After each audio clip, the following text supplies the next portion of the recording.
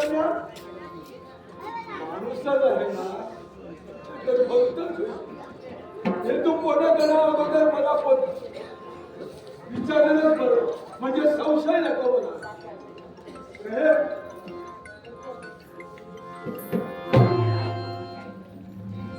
मनोहरची स्त्री असं वाटलं इकडे ते पाहतो पाहण्यासाठी कारण या गणना माणूस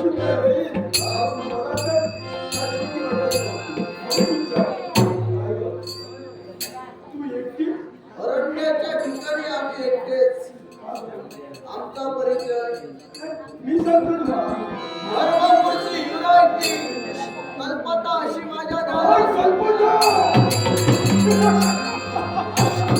काय ते?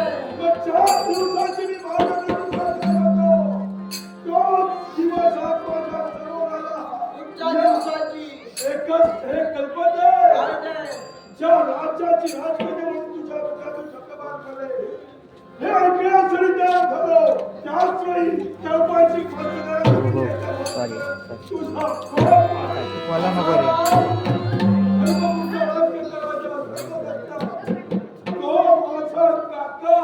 माझ्या जन्माच्या बापाचा नव्हे तर माझ्या मातेचा हात करून आपण पण नाही तुझ्या शब्दावर विश्वास अरे धर्मपुरास संपवण्यासाठी तुझी पावले वळली आहेत नाही तुझ्या शब्दावर विश्वास जोपर्यंत धर्मपुरी उरायते तोपर्यंत धर्मपुरीला कुठचाही धक्का लागू देणार नाही काय ते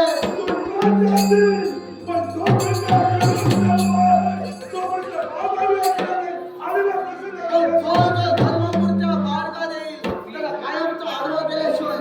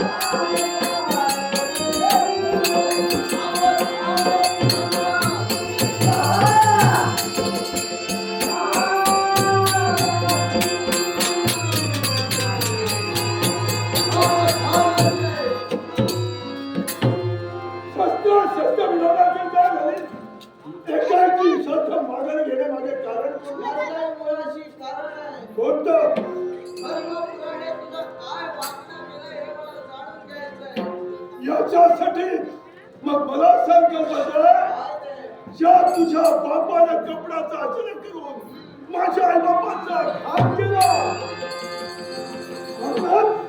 मी या मार्गाचं अवलोकन केलं आणि एका पर्णकुटिकेत माझ्या आजपर्यंतचे दिवस गेले पण याच्या पुढचे दिवस चांगले आले पाहिजे याच्यासाठी मार्ग शोधत होतो पण तुझ्यासारखी मदत आली म्हणून म्हणतो आहे तुला एवढे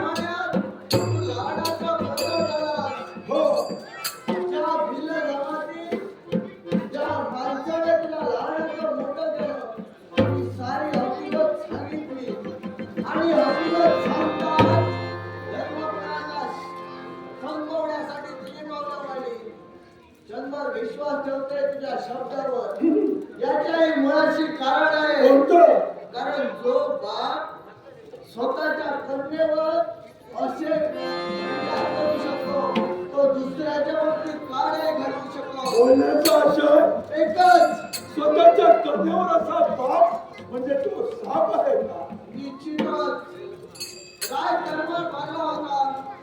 बाबा वयोवृद्ध झाले होते. हा. राज गादीला राज करता हवा होता आणि एका आईबापाच्या कुशीला दोन अपत्य जन्माला आली. अर्थात त्यांचा समान अधिकार असतो. पण तोच अधिकार मला न देता माझ्या भावाच्या मुलाला म्हणजे हृदय बाजूला दिली. मी विचारण्यासाठी पुढे सरचवले. मला त्यांनी दिवसण्याचं कर्तव्य केलं. एवढेच नसून मला मेलेल्या पुत्रीप्रमाणे फरफड वृद्ध म्हणून सांगितलं. तो तीच पुत्री जिवंत असताना पोटामध्ये जावा घेते. हे धर्मपूरच्या राजकर्त्याला दाखवणार आणि तेव्हाच कल्पतावरून नाव सांगणार. हे स्वतःच्या पापाविषयी एवढा विश्वास तुला पटत नाही. शक्य नाही ते. हे कल्पत आहे तुझी अवस्था त्या बापाला वाटली आणि मी सुद्धा त्याच्या बंधूचा पुत्र होतो आणि गडद बिलाप्रमाणे अरे रणांगण पेटवण्याच्या उद्देशाने मी एकटी होती. आता तू मी